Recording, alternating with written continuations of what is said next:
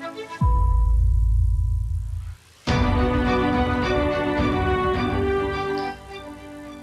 everyone, welcome back to Revolutionary War Rarities. Today we are going into Season 1, Episode 21, entitled 8 Men Out. My name is Jim Griffith. And my name is Jim Maple.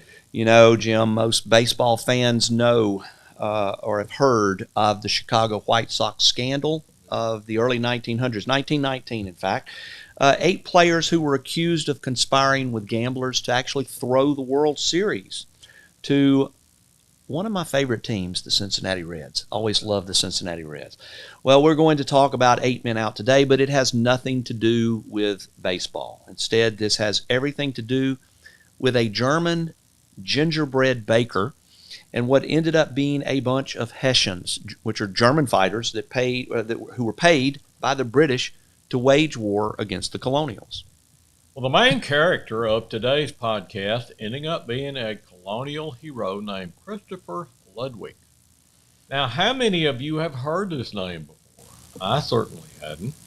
Christopher Ludwig was German. He moved to Philadelphia, Pennsylvania, where he took up his father's profession of baking. He had previously fought in numerous conflicts and armies, including the British Navy.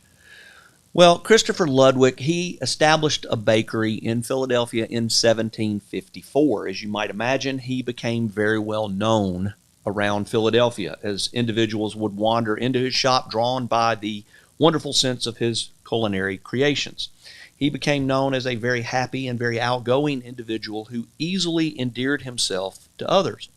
So you might ask, what role would a German gingerbread baker play in the American Revolution? Well, at one point, Thomas Mifflin led a discussion on how to acquire the guns needed to fight a war against the British. The question at hand was whether to purchase firearms for those colonial fighters or to require them to acquire their own firearms. This was clearly a point of contention to many of the poor colonials who were unable to pay for their own weapons.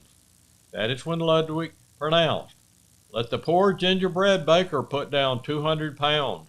It was clear at that point that he was in complete favor of American independence. Well, here comes the interesting part. Ludwig had become a rather large man, most likely because of his profession. I can assure you that I would be bigger than I already am if I was a gingerbread baker.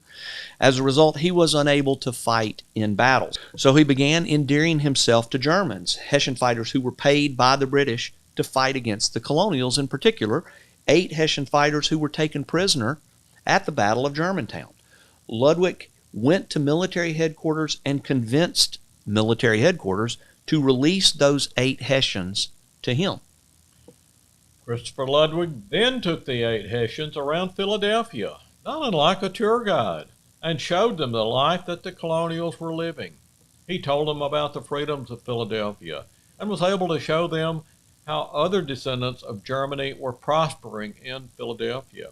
He then released those 8 prisoners with the sole purpose of returning to their regiments to let other Hessian soldiers know what they had seen.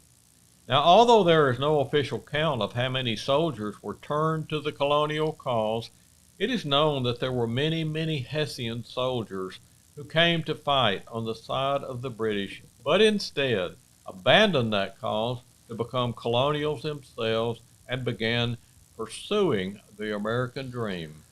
So this was not a one-time event with only those original 8 Hessian soldiers, as you've already stated.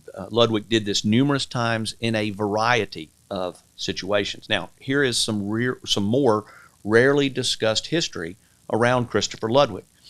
Jim Maples, did you know that there was an official title of Baker General during the Revolutionary War? No, Jim, I never heard that one. It's true. The Continental Congress appointed him as Baker General to the American Army. He was then challenged with returning 100 pounds of bread for every 100 pounds of flour provided to him. His response to that requirement was, "Not so. I must not be enriched by the war. I shall return 135 pounds of bread for every 100 pounds of flour." Ultimately, Ludwig fed the thousands of hungry at Valley Forge as well as at Yorktown. He became close to General George Washington and was often invited to dine with him. Jim, I didn't realize that title existed, but I do know that at one point Ludwig baked 6,000 pounds of bread in one day with the help of his wife. 6,000 pounds in one day. Wow. Wow is right. Christopher Ludwig turned out to be one of the colonials who always did everything that was expected and always exceeded expectations. He was kind, hardworking, and very close to General George Washington. General Washington, who was very formal in all of his communications, referred to Ludwig as my honest friend, a very informal greeting based on his normal standards. Well, Jim, sadly, the Revolutionary War left Christopher Ludwig in financial ruin. His business was gone and his personal finances were destroyed. He ultimately had to request payment from the Continental Congress for his services, which he did not want to do. Washington personally vouched for Ludwig in a written letter, which Ludwig framed and displayed for the remainder of his life. Thankfully, this Baker General was able to recover by rebuilding his business and rebuilding his financial standing. He lost his only child in infancy and later lost his wife too. However, later in his life, he began donating his money to help poor children receive an education. Upon his death, he left a considerable sum of his estate to the benefit of charities around Philadelphia.